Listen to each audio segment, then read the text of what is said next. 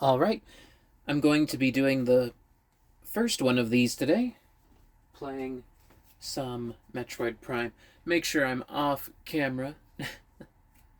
Let's see, looking at the phone, seeing where it matches up. Alright, this should be good.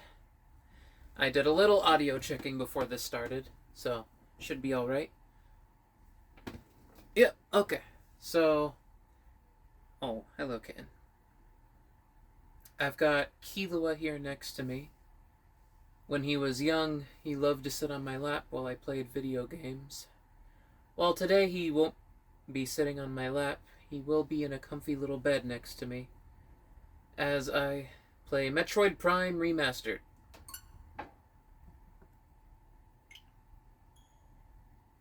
So, here we go. Oh, you two behave.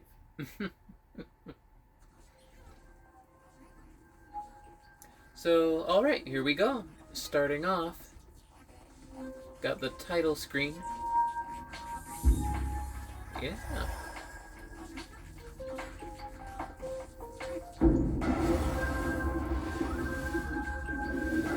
I'm going to be starting a new save file.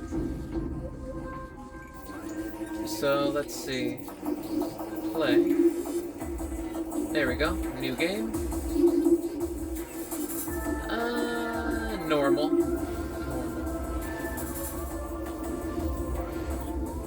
I learned that opening screen is, well, I didn't learn, but necessarily, but that opening screen is supposed to be the inside of a Metroid. It's a Metroid nucleus, showing all the different, like, neurons and connecting bits.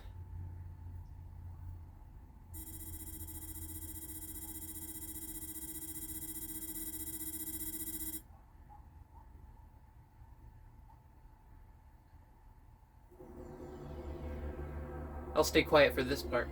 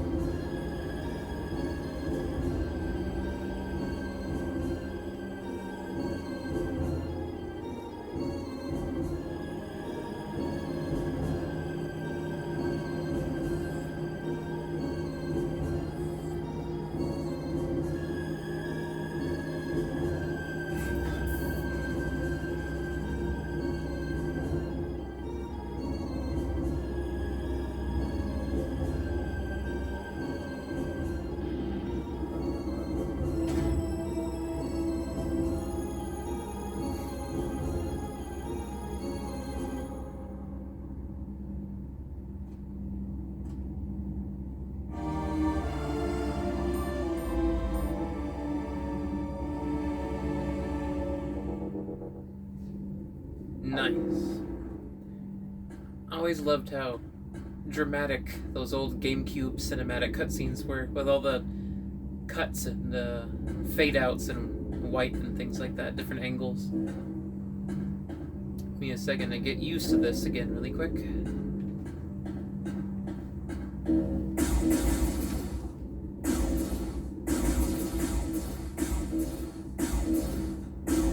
Alright. Just a sec.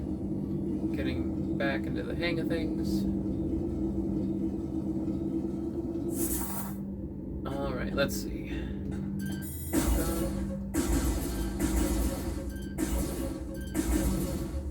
Alright. This ship was always funny to me. Like, I'm not exactly sure. I'm not exactly sure how to look at this, or what's the front or what's the back. But it kind of reminds me of that whole thing of, like, in space, it doesn't really matter what the shape of your ship is. There's no like air resistance or anything, so it kind of gives me that feeling. All the different pieces and mechanics of it, and all these like lights coming out of it as well. Not sure what they do, but they look cool. Antenna bit, yeah, just kind of a nice, oddly shaped ship.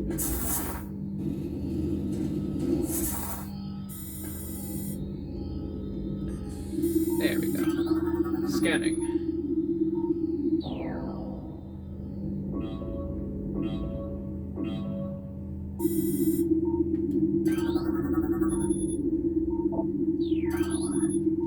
There we go.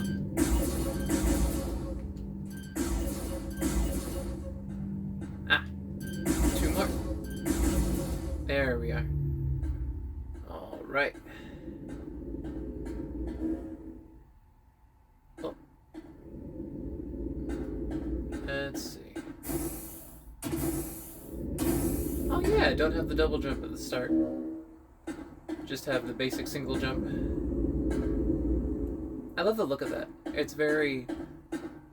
I've never actually taken... Let me take a moment to look at this.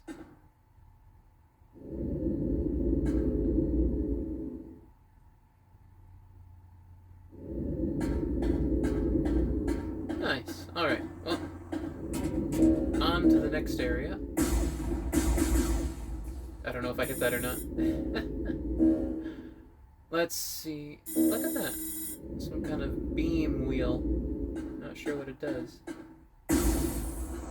Wait a minute. Can I scan that? No, I can't scan it to find out what it does. Okay. Well, that's fine. I won't be scanning too much.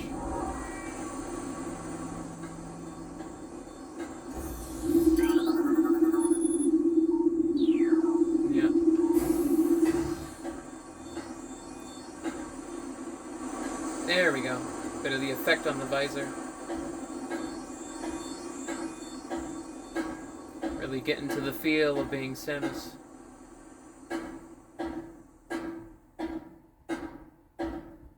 Those clangy footsteps.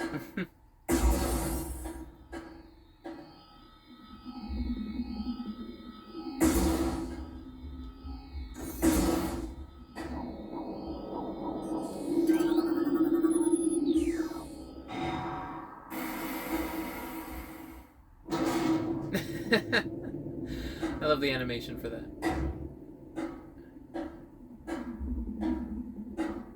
Got those cool sound effects there. Partly ambient. And that sound there, it's meant to sound a bit like laser fire in the background somewhere. Let me see if it's... Where is it? Where is it? Options. There we go. Display, HUD opacity. I tend to go 0.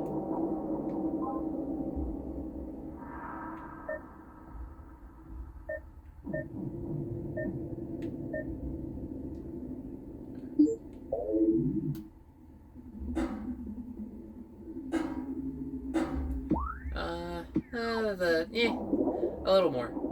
Yeah, I tend to go 0 when it comes to that. So,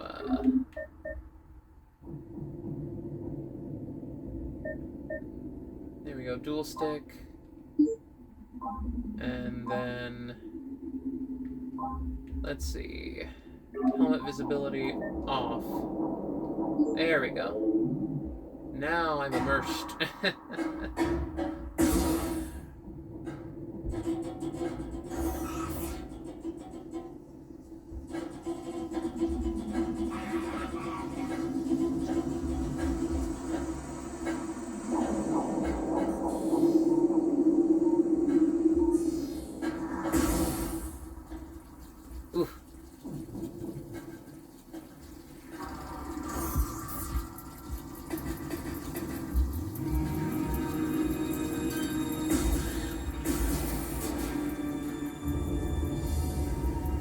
Little bit of rumble in the controller.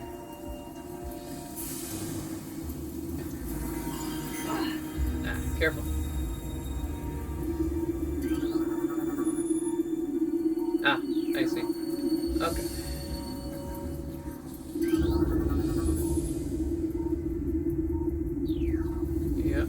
telling us about the Phazon stuff. And these are where all the escape pods were. Really like the look of that yellow, like, sort of Tron-like lighting. Kind of reminds me of.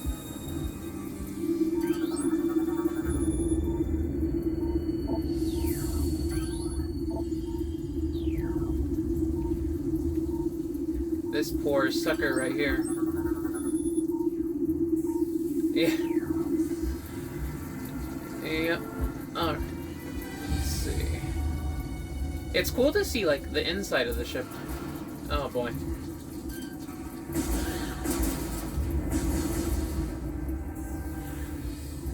Oh.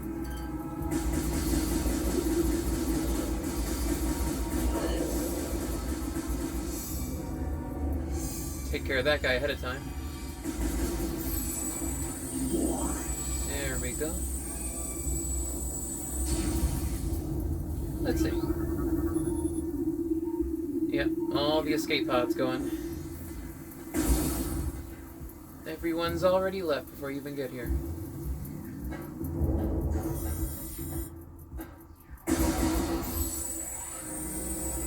Charge beam. There we go. I love how twisty these hallways are, and the sort of, like, material that's on them.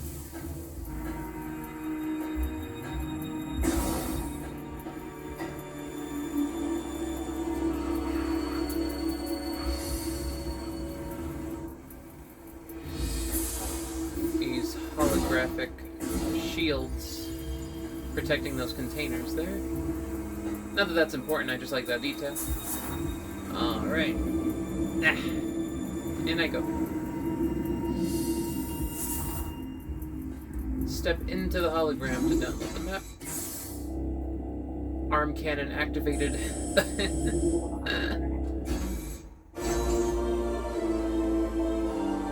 Alright. The map. The thing I won't be able to see because I turned the HUD off. That's alright. I can still pause. As inconvenient as that might be, for me it's worth the trade-off.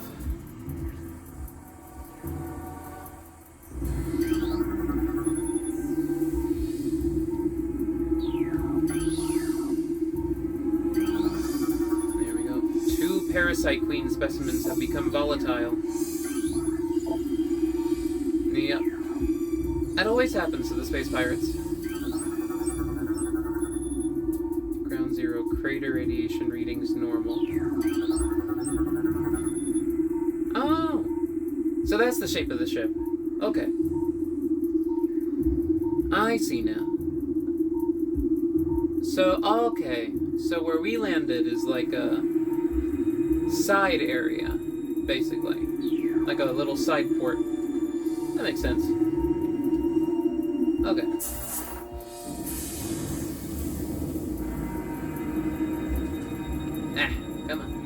Come on, you can do it. I'm a little off to the side of the TV, which is why I'm having a little trouble. Excuse me. Ooh, look at that. I know. There we go. I'm on it. There we go.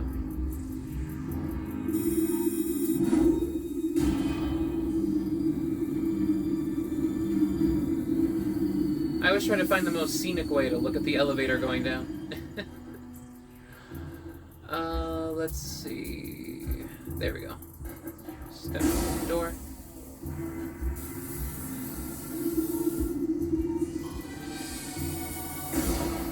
What are you?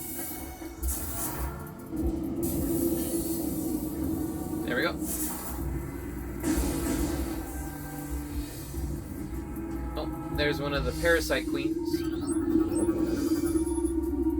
That's a lot of ribs. Alright. Well, that's unfortunate.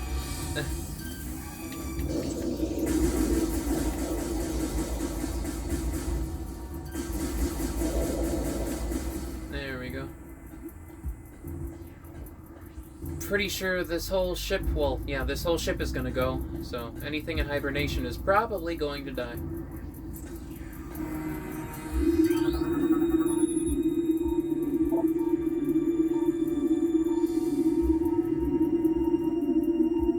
Any known alloy. Wow.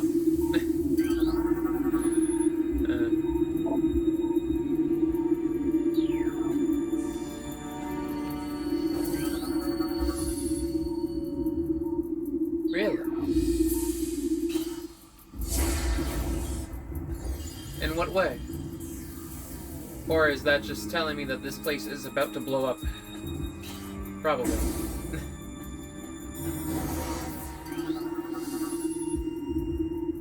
Yep. So this whole situation fell apart before I even got here. Oh, oh, oh. Oh.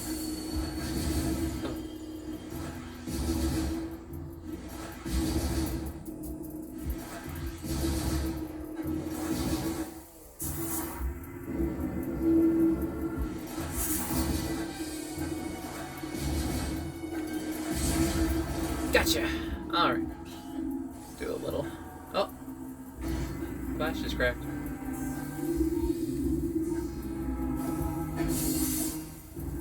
Do a little hunting.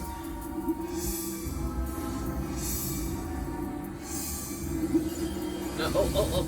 Okay. Careful. There we go.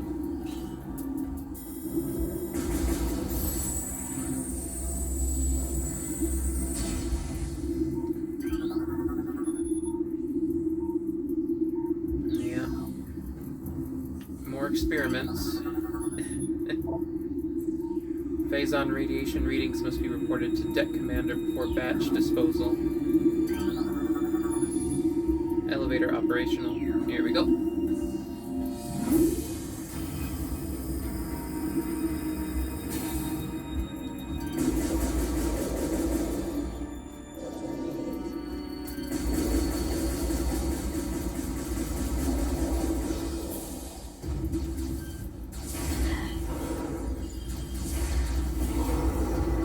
Two missiles for that guy.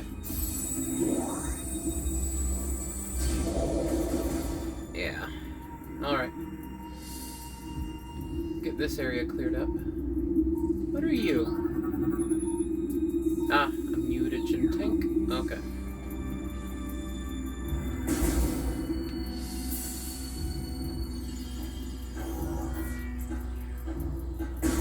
There we go.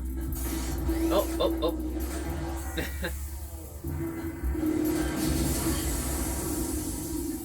There we go. Another thing is, keep an eye on all this environment that you see for later. This will come back into play eventually.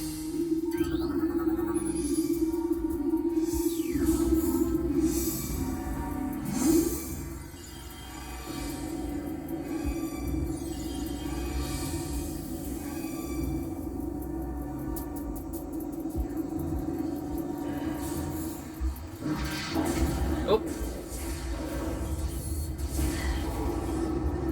There we go.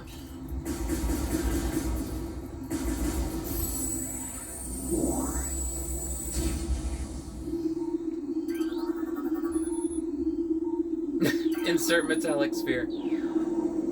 I wonder if they had a metallic sphere of their own at any point to stick into this slot.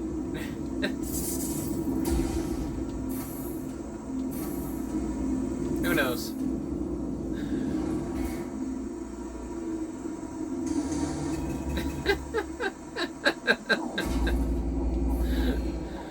Who knows?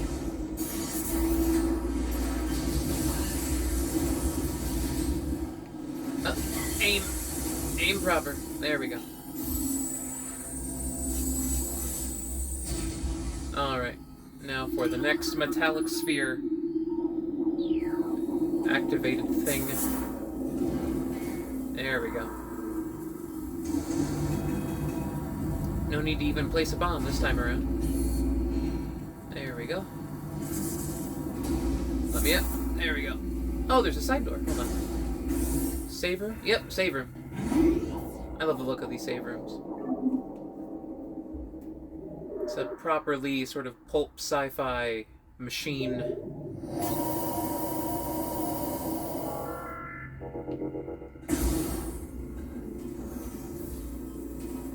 Oh, we gotta do it again.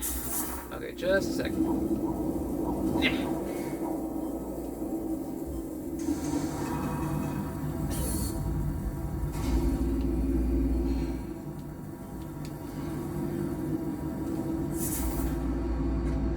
Oh, here we go.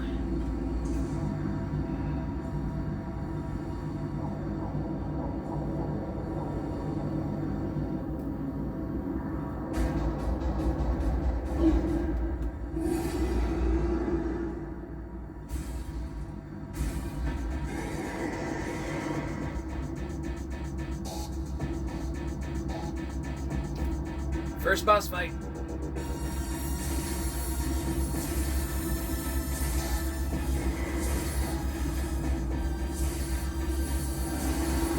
I can't see its health.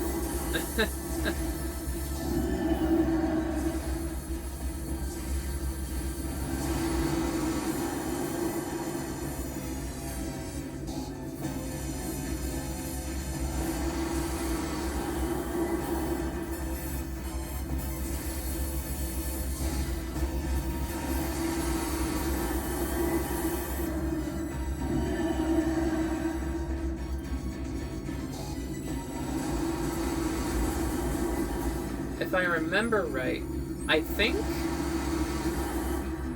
it will like lock on to the weak spot once you scan it. Yeah, in the mouth.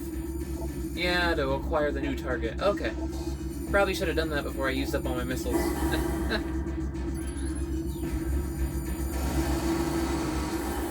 Ah. Well, that's alright. Ah, yeah, all out.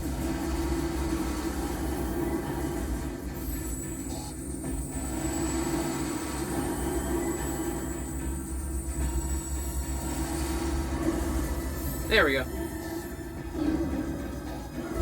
No, right into the reactor core.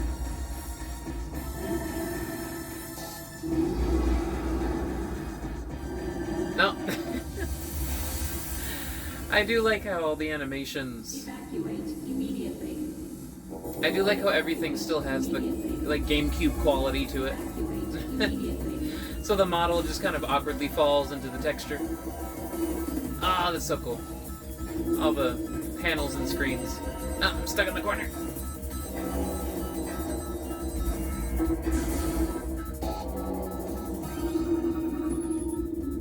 There we go. Take me.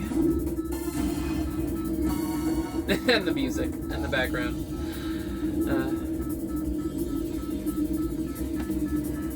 Here we go. Keep going. Keep going. Auto turret disabled. Good.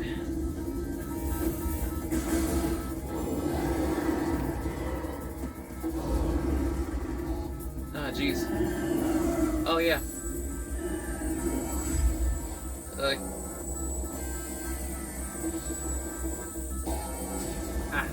Hold on, hold on. Which way am I supposed to be going? Hold on. I think it was just climbing up this.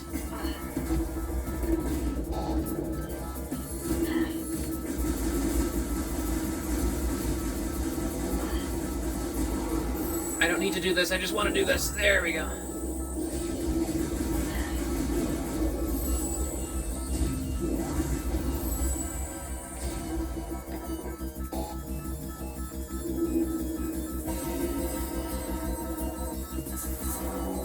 There we go. All the creatures everywhere. Oh my gosh.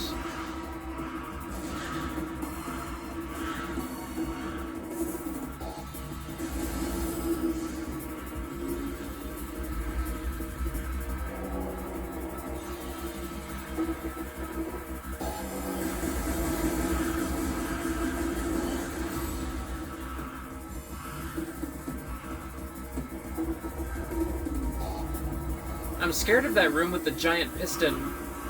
I'm not sure when it is, but I'm pretty sure they have it fly in front of the screen. before you have to worry about it. Oh my gosh.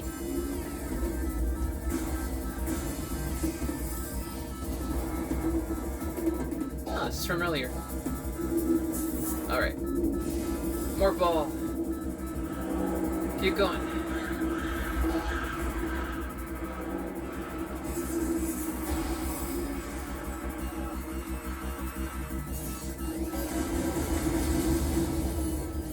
Ah, I'm out of missiles.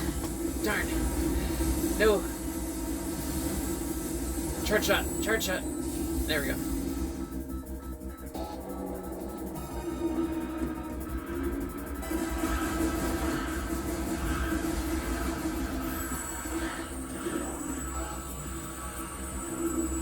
There we go. Keep going.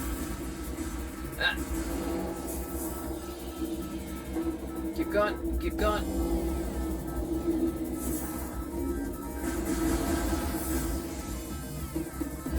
Oh, yeah, there's the piston. Alright. I have no idea what use that might have in the ship, but I imagine there's something for it.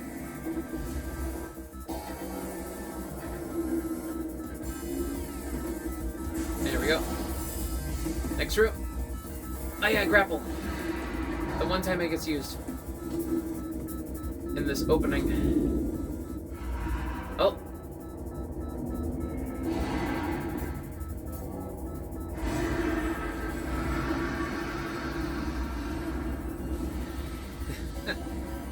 Off he goes.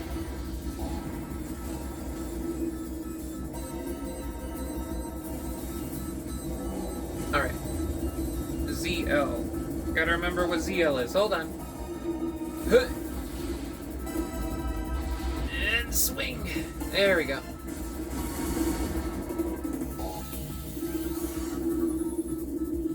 Oh, good. Okay, keep going. Keep going. Don't get... Oh, I love this hallway. This is a great hallway.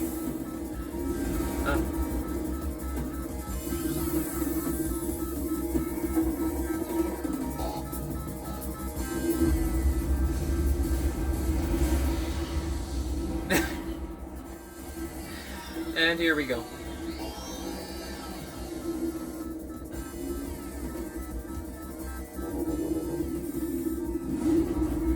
Alright.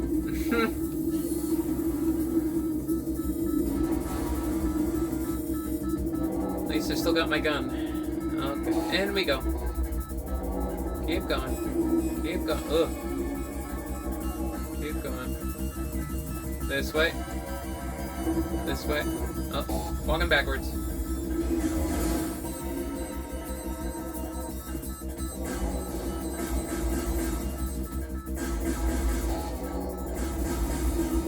There we go. To the ship!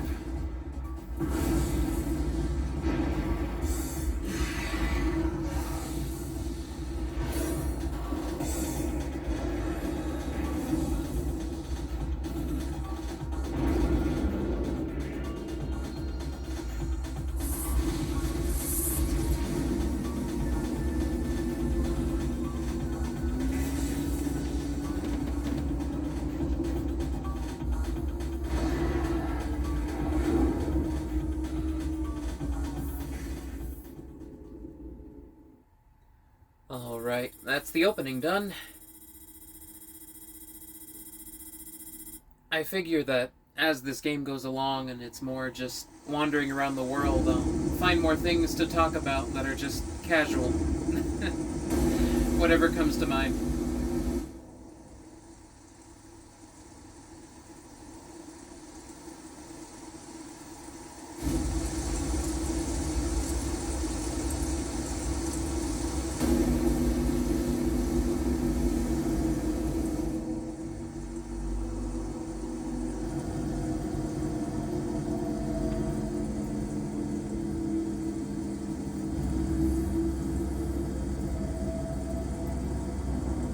Here we are. All those cuts.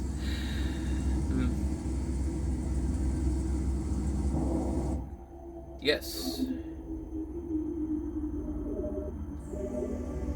I do like how that time they They let you save without dropping into the ship. Alright, let's do the thing. The raindrops on the helmet. There we go. On the gun. Right down the arm cannon. Yeah.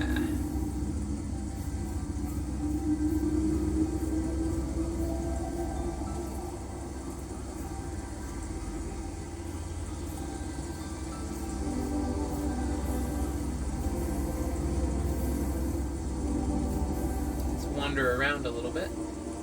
Some dirt and soil over there. And some water over here. Into the water. Ah.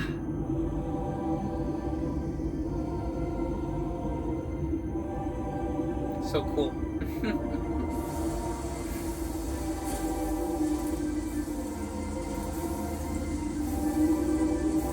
And here, let me at least show with the helmet on settings. Display.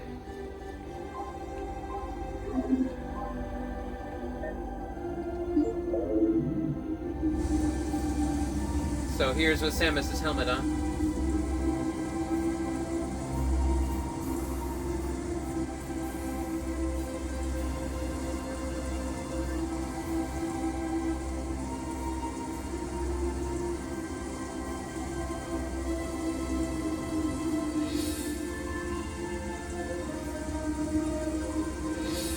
And then, let's see, we'll go with display, turn the HUD on. There we go, 100%. So, full helmet on experience.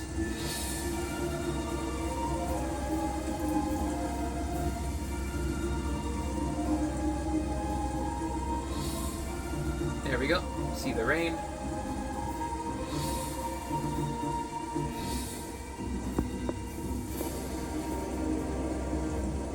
Get a good look at everything. You know what? I may go with this for a little bit, and then I might turn it off. Let's see. Let me give it a chance.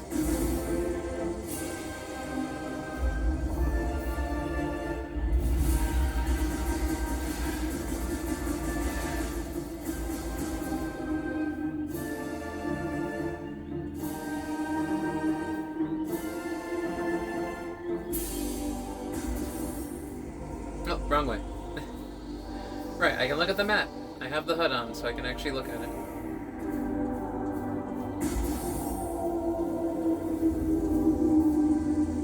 This thing will explode if I shoot it. There we go. Sap sack. A sad sack.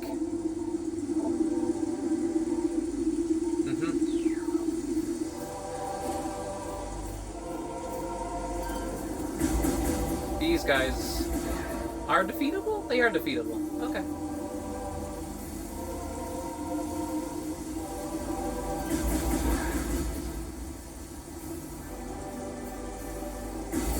Those guys aren't defeatable. Okay.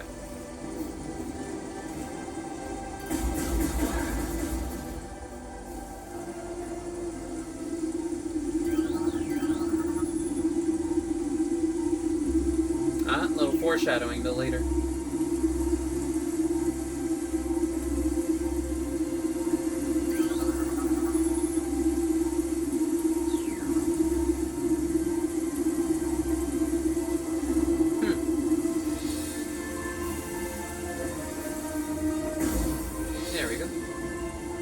Oh, yep, not ready for that yet. Okay, down I go. Keep that room in mind for later. Oh, hello.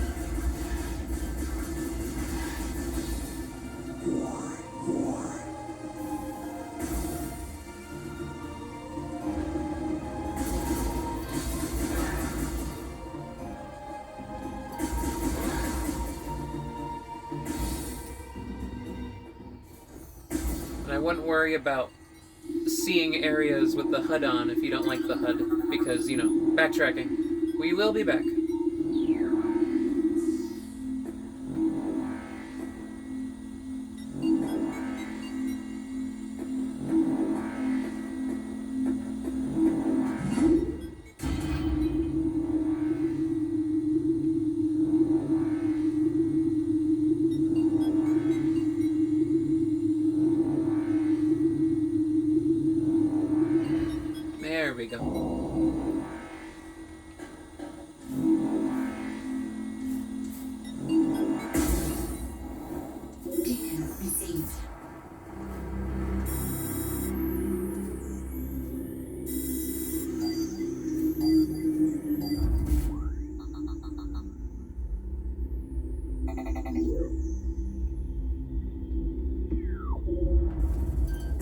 And what's nice is you can turn those off if you don't want them. I don't mind them. I've already played the game, so.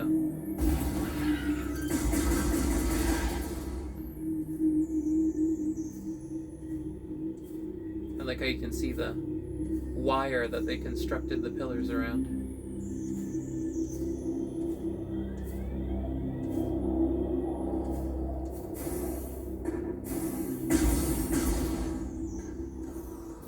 Alright, we're here in Chozo Ruins now.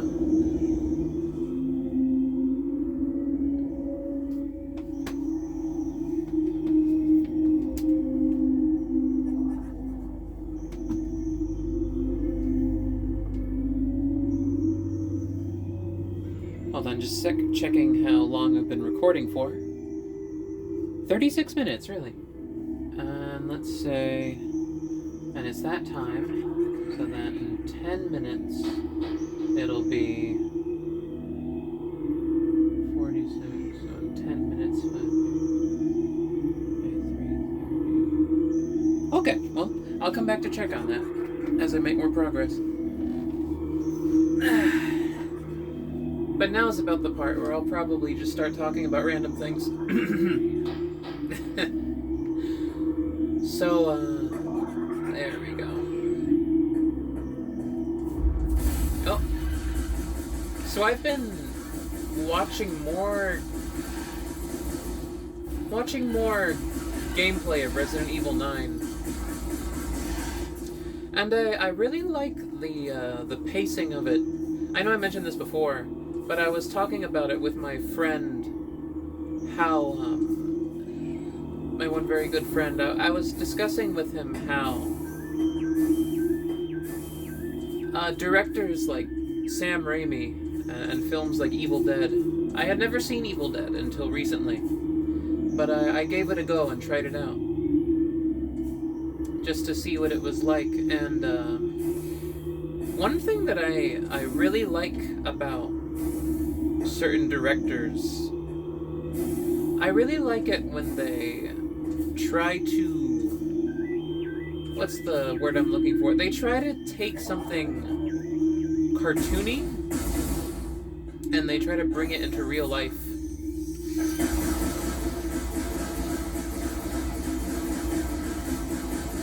So you have like a film like Evil Dead, where you have a film like Evil Dead or other movies like from Sam Raimi, where it's very purposely over the top. It's taking these kind of cartoony gags and purposely trying to recreate them as closely as possible in real life.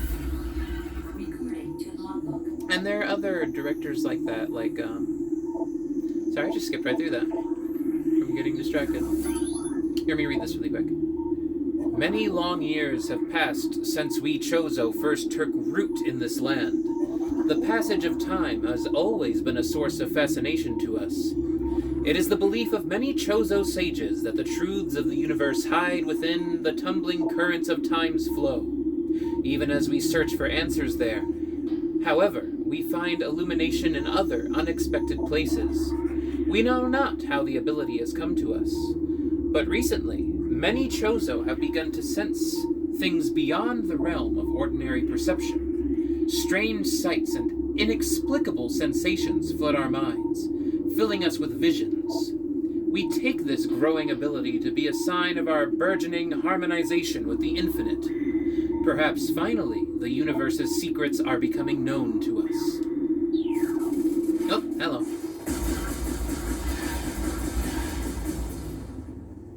Yes, they're achieving enlightenment. And guess who just came to sit on my lap? It's Killua.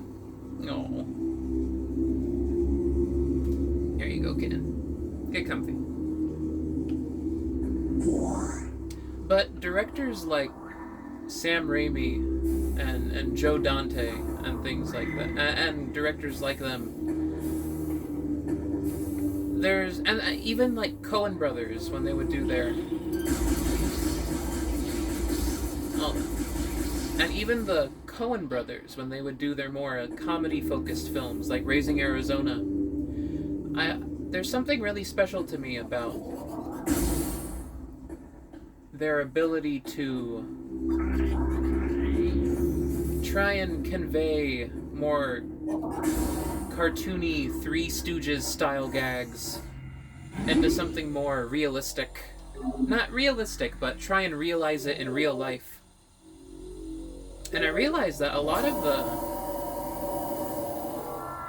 the horror in Evil Dead 1, Evil Dead 2, comes from just taking these slapstick Looney Tunes style gags, Three Stooges gags, and trying to and treating them very seriously, as like harmful as they would be in real life. Just, it's the same kind of jokes, but framed really violently. Hold on, let me take a second to look at this area here.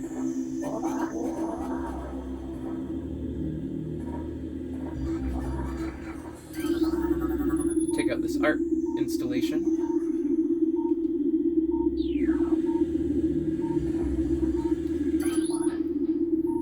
Chozo sculpture crafted in honor of Talon's star.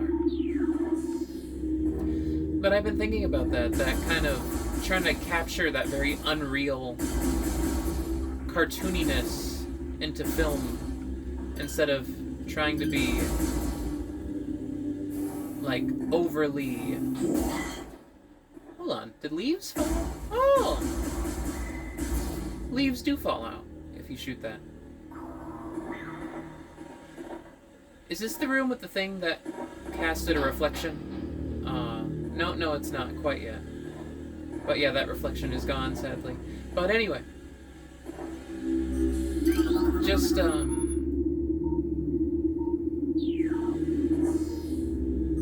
on a sec. What is this?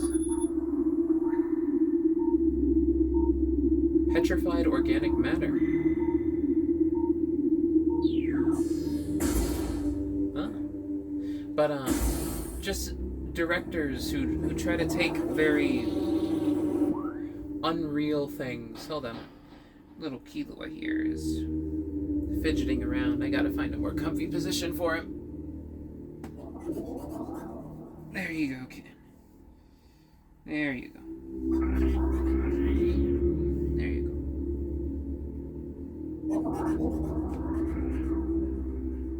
go. I got you. There we go. Alright. But,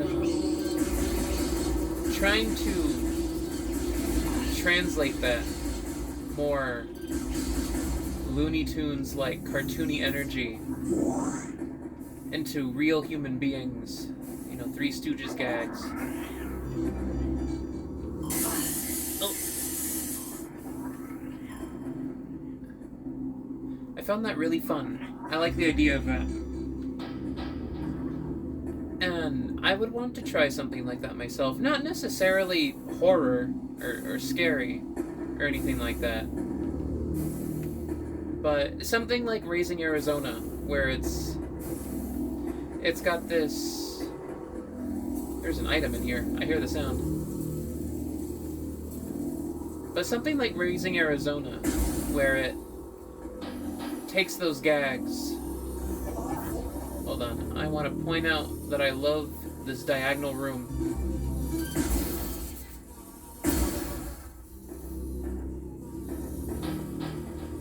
There we go.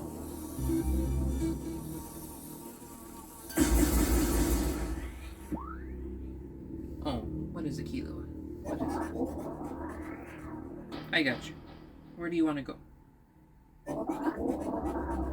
Oh, there you go. Okay. There you go. All comfy again? Alright.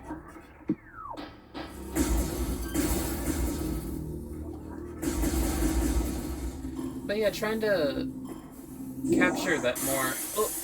In the poison. In the poison.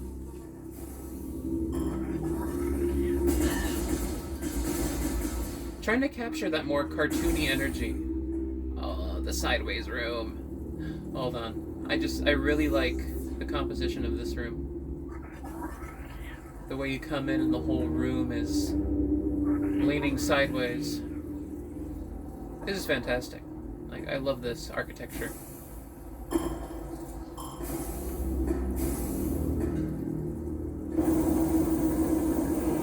Oh, time for the second boss fight. But yeah, I want to try something cartoony like that. I realize that it wouldn't be too difficult for me to end up making stuff like that.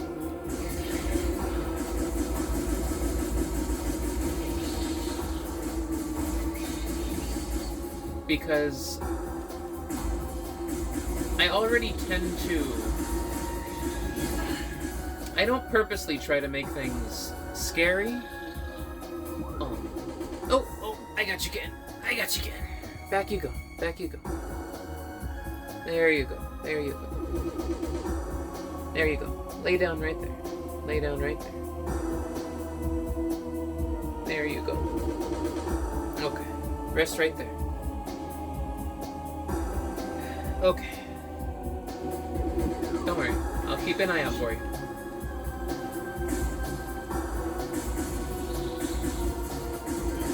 But I realized that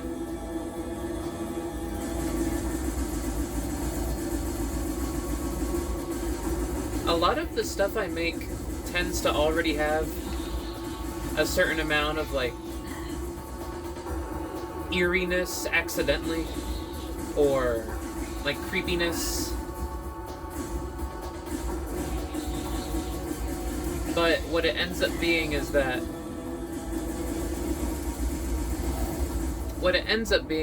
it just has... It's sort of like innuendo, I guess you could say. Or it's like hidden behind a slightly censored gag. So, to give an example, in the Dungeons & Dragons campaign that I'm running right now, that I'm helping to write and run, there's a flying character. One of the characters has wings and he's able to fly. And there's an area on the map, where there's a... There we go. There's an area on the map where there's a giant cyclone.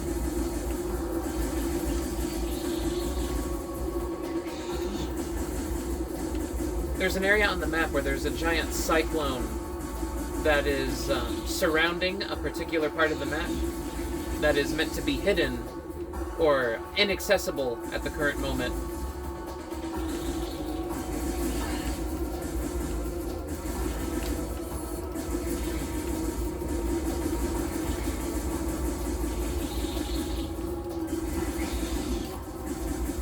Hold on a sec. You see, I'm still not used to this, playing and talking at the same time. But I'm going to try and practice at it while I'm here.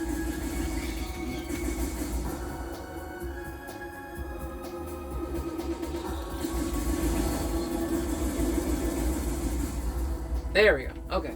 So there's an area on the map that's protected by a giant storm cloud cyclone. And the character... Like, I knew he would try to... I knew he would try to fly up. You see, I don't run the sessions myself. My very...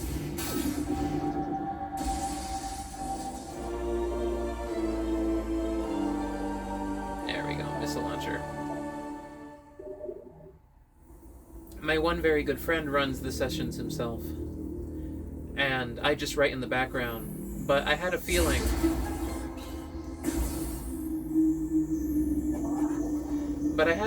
that, hold on a second. Energy tank required. Getting used to this. I had a feeling that the character who has wings and would fly would try to fly up and survey the area. So, I asked my one very good friend, like, could you have it play out realistically? That the moment he goes to fly up, he immediately gets sucked up into the cyclone. and like spun around the entire thing and then spat out right where he was. And and the way I described it to my one very good friend is, could it be like a wood chipper, where he tries to fly up and then immediately gets sucked in, and in the D&D campaign that we're running, it has mechanic. Oh, need a morph ball for that. I'll have to come back. But in the campaign that we're running, it has Sonic-esque like mechanics and things like that. So I came up with this funny visual in my mind of him. Oh, what is that? Ah, ceiling collapsing.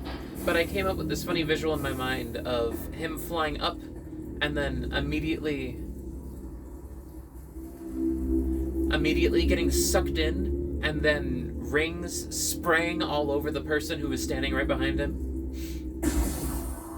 And so yeah, I described it to my friend as it being like he got sucked into a wood chipper, and you know, the spray shooting on the person behind him, and but it's hidden behind like a layer of sort of innuendo and censorship, where it's not a wood chipper, he's getting sucked into a cartoonishly large storm cloud, and it's not blood, it's just rings spraying onto the person. But I realize that oftentimes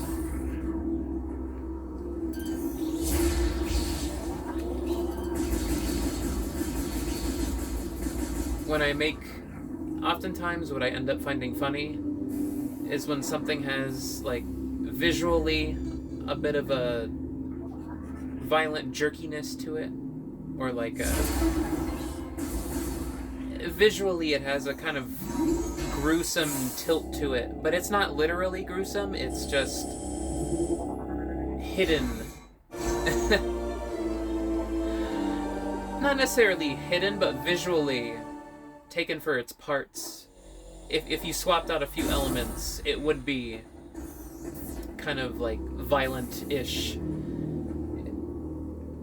But, you know, he does survive. He just gets cartoonishly spun around a big giant cloud. And then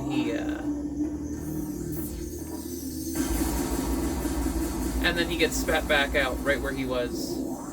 Just as like a bit of fun. But I realized that if I...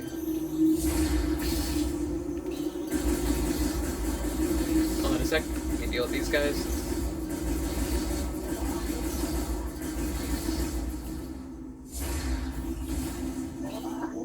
But I realized that if I played that straight and just swapped out a few elements, like, yeah, it would be just basically a horror scene, wouldn't it?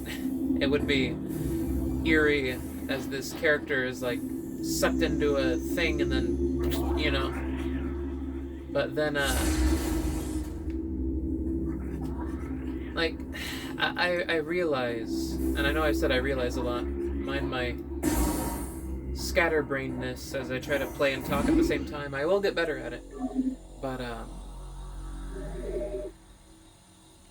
it's funny to me to realize how a lot of my tastes tend to veer more towards things that could be horror, even though I don't mean for them to be. It's just that whenever I tend to come up with a concept or an idea,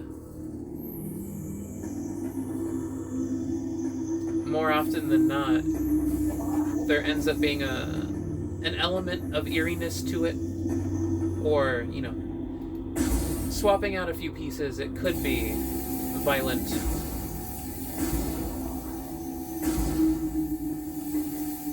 There we go.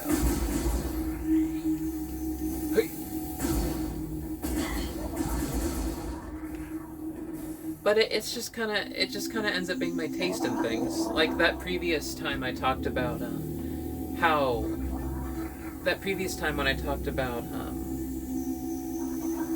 when I talked about the tick idea and a girl getting like a tick attached into her head And then I wasn't trying to be edgy or angsty or gruesome. It's just anything like that. It's just that those kind of end up being the kind of those kind of end up just kind of being the ideas that I'm most drawn into. There's always a certain amount of physicality to them that includes like the body or things like that. But it's funny because when you think about it, that basically is how Three Stooges and Looney Tunes style gags work, is that they really do tend to be... Oh. Excuse me.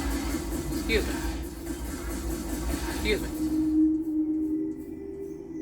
Three Stooges and Looney Tunes style gags, they do tend to have a certain amount of like physical slapstick violence to them. So people are literally getting hit, they're getting smacked, they're getting beat up. You know, there's a level of physical contact that is, you know, being struck. And all you have to do is take it a little further, play it a little more seriously, where there's more realistic consequences for, or even over-exaggerated consequences for those things happening, and then boom, suddenly it's eerie and spooky or scary.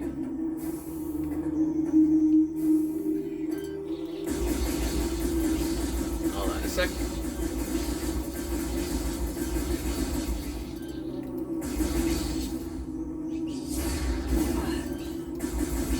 There we go, destroy the hives.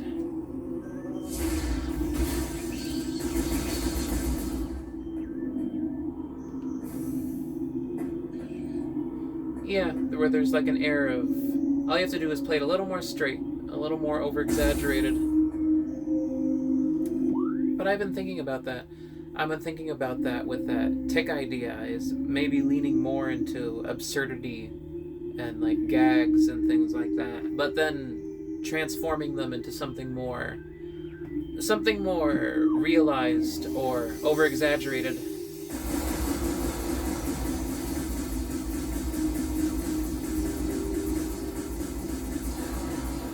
I also realized these are probably...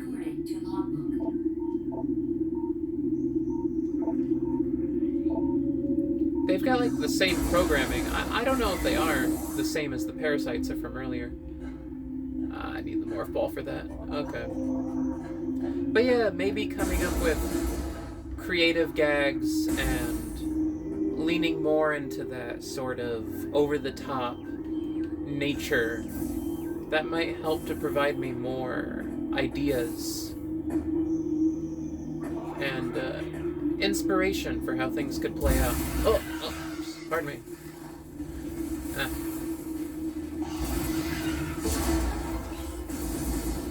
But I also do find things like Metroid appealing, where there's an eeriness just to the...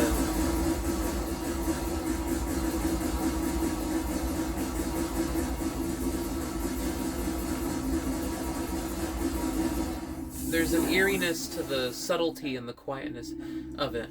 So that's the thing with me. I like all kinds of things. So I end up having to take time to sort through which one is best for the specific project that I want to work on. So on one project, it may be better to do this sort of eerie, quiet, atmospheric, you know, something more like Silent Hill or Metroid, where it's based on more on quietness. And then another thing, it may be more fitting to do something over the top or zany. But then in a lot of ways, you can do both. You can combine the different elements, kind of like Resident Evil or Silent Hill do. And what excites me the most is taking those ideas and putting it into things that aren't horror. Because thinking about it, the places where those aspects originated, like in Evil Dead, they weren't horror to begin with. It was that they were taking those overly cartoony slapstick things and transforming them into something more rooted in actual consequences and over-exaggerated punishment for those gags occurring. So I'm thinking, like, as well, maybe I should go back and study and look at the Three Stooges and look at, you know, more of those. Just take time to study the source, but then change the framing on it. But I also like the idea of taking those elements and putting it into something that isn't horror, necessarily. Because as I said, they weren't horror to begin with. It's just that horror appropriated them. So what happens if you take those aspects and then put them back into, you know, the original thing?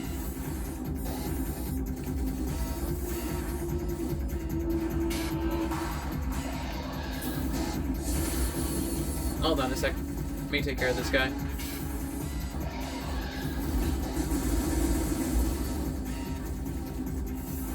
There we go.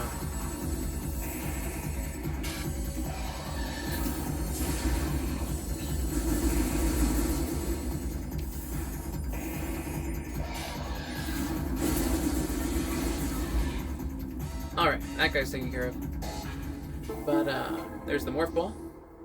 But, yeah, the idea of studying those aspects and reincorporating them back into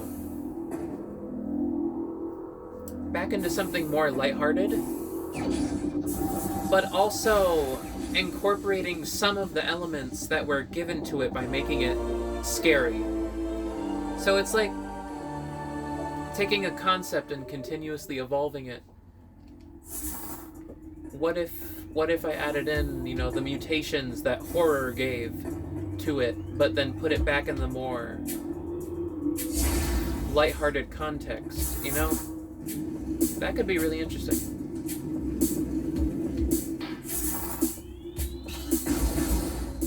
Because I was thinking about, also the other day, another thing I was thinking about was,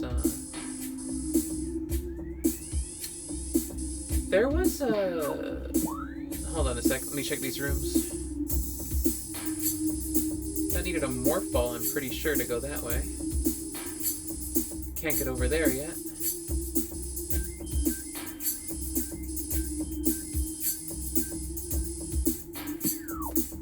But, let me get to this next save point and I'll stop this one for today. But I was thinking about that, those times that, there were times the Three Stooges talked about, excuse me, there were times the Three Stooges talked about how, in real life, people would think that the guy who, I think his name was Curly? He would play the guy who would always get hit all the time in the Three Stooges, and getting, like, struck and beat up, take all the hits. But it was like, it was acting, it was film, so they weren't really putting too much, like, abuse on him. But then out in his real day life, people would come up and perform those, like, slapstick hitting gags on him. Like, they would come up and hit him in the way that they saw in the cartoon. And, you know, it would hurt, like, for real, because he was really taking... I guess they thought he was made of cartoon, you know. I guess they thought he had cartoon logic in real life or something. But, that idea of... I said I was going to go to the save room, but I am heading in the complete opposite direction of the save room. That's fine. I'll keep going for now.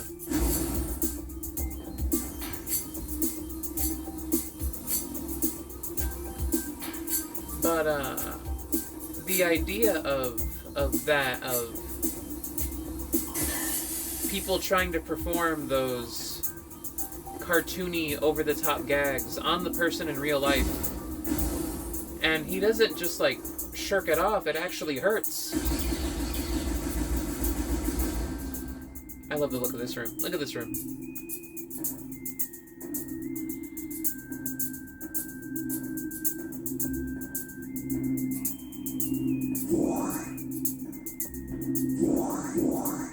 This music is so good at just longevity. It never gets tiring, no matter how long I listen to it.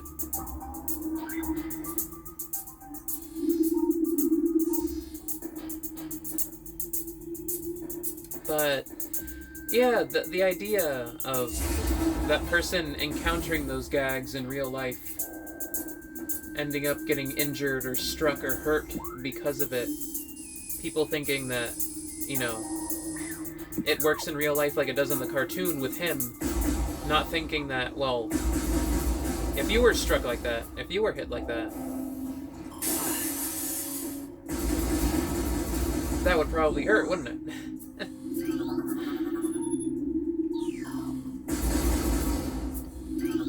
Like, it probably would not be a good idea if you struck a loved one with that, or, you know, played that kind of game. But yeah, the guy, they were talking about how, you know, like, he was a, you know, in quotes, a good sport about it, and he knew how to take a hit, but he would genuinely take injury from these, well, pretty much like attacks, pretty much, without the person really thinking about it or realizing it, who was perpetrating it on him. And that's got kind of a eeriness to it. That idea, just all of a sudden it being treated real, it becoming real, something that should stay fictional. I love how they set this up. Oh, it's cracked so you can see upwards into the area. But yeah, that thing of something becoming real that really should not have become real. Was it meant to become real?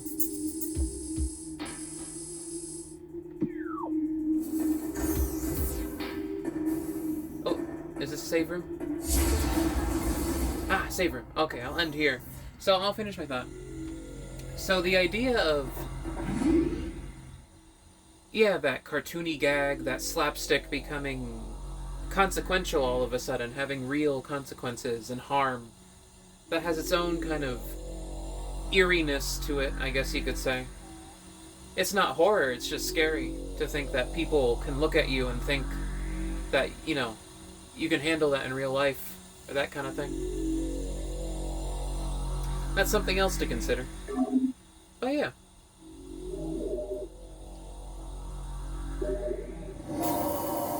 I'll go ahead and end there for today.